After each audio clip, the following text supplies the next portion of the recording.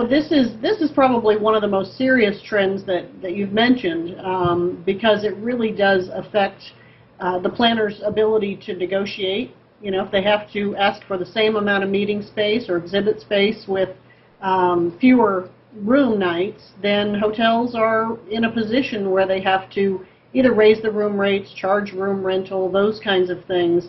So this is pretty serious. However, you know, what I've heard from attendees who have done this, and some very seasoned meeting industry people have done this, is their companies are just not paying. They're not willing to fund the travel, or they're cutting travel, or they're cutting the number of people that can go, almost forcing attendees into a corner that if they want to go, they either have to pay out of pocket or they have to find less expensive accommodations. And of course, some organizations are going to the strategy of bundling registration and housing together to try to force attendees into the block. And in some cases, I think that works, especially in the association world, but not always. Sometimes people will just choose not to go.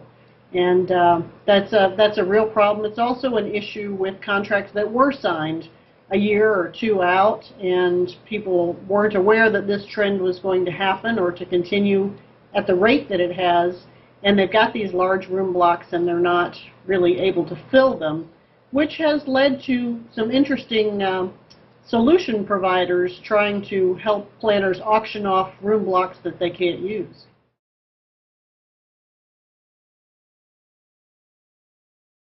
Over the last couple of years, actually, it's been, first it was a very casual trend where meeting planners would get on a discussion board and say, hey, I've got 200 rooms in Phoenix over these dates, can anybody use them? But there are actually some companies that are beginning to come up with structured ways to do that, to actually provide calendars. And of course the hotels are not crazy about the idea of not being sure who's actually using the room nights in their hotels.